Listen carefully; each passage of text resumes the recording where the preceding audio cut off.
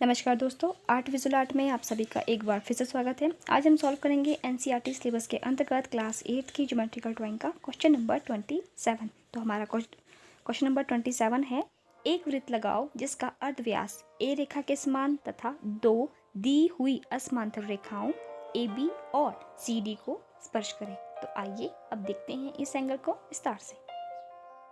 सबसे पहले आपने ए बी और सी डी दो असमांतर रेखाएं आपने ले लेनी है और इसके साथ आपको ए अर्धव्यास दिया गया है, किसी वृत्त का अर्धव्यास, तो आपने वो अर्धव्यास ले लेना है। तो ये तीन चीज़ें आपको क्वेश्चन में दी गई है, तो ये आपने सबसे पहले ले लेनी है।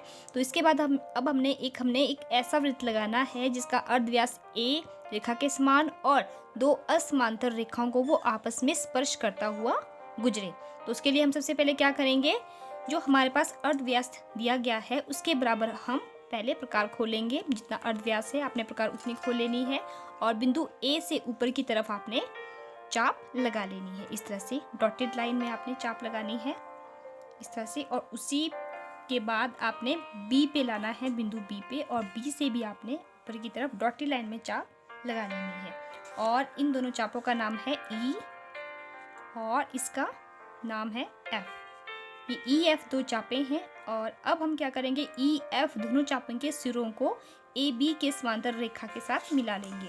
ए बी पे आपने स्केल रखनी है और इसी के समांतर आपने आगे ई और एफ जो दो चापे हैं इसको आपने आगे एक लाइन लेनी है, इनके सिरों को स्पर्श करते हुए एक रेखा लेनी है जो कि ए बी के समांतर हो।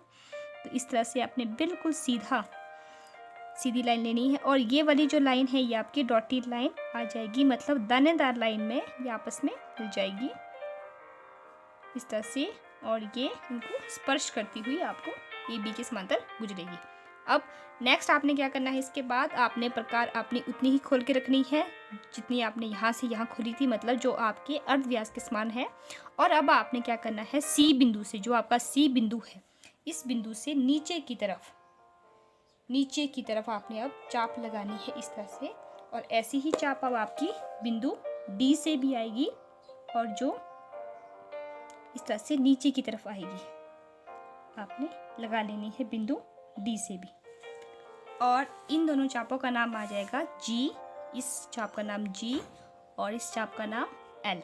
अब जी एल चाप को आपने सी डी रेखा के समांतर आपने इनके सिरों को आपस में मिलाना है, जैसे आपने ए बी से मिलाई थी, और आपने इसको भी ऐसे मिलाना है। सी डी के बराबर आपने स्केल रख के बिल्कुल इसी के समांतर लाके आपने एक रेखा लगा लेनी है, जो लाइन आपकी डॉटेड लाइन आएगी, मतलब दानेदार लाइन में आपने इसको इनके सिरों को आपने मिला लेना है।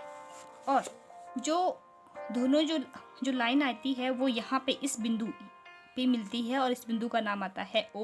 ये हमारा ओ बिंदु है। तो अब हम क्या करेंगे, आपने प्रकार उतनी ही खोल के रखनी है जितनी आपकी इसकी अर्धव्यास दिया गया था, और यहाँ पे ओ पे रखनी है। और दोनों रेखाओं को आपस में जो दोनों रेखाओं को आपस में स्पर्श करता हुआ एक आपने वृत्त लगाना है। इस तरह से आपने एक वृत्त लगा लेना है। तो इस तरह से ये वो पॉइंट है, ये वो सेंटर ओ है जो जिसका अर्धव्यास ए के समान है और जो सी डी और ए बी को दोनों आपस में स्पर्श करें।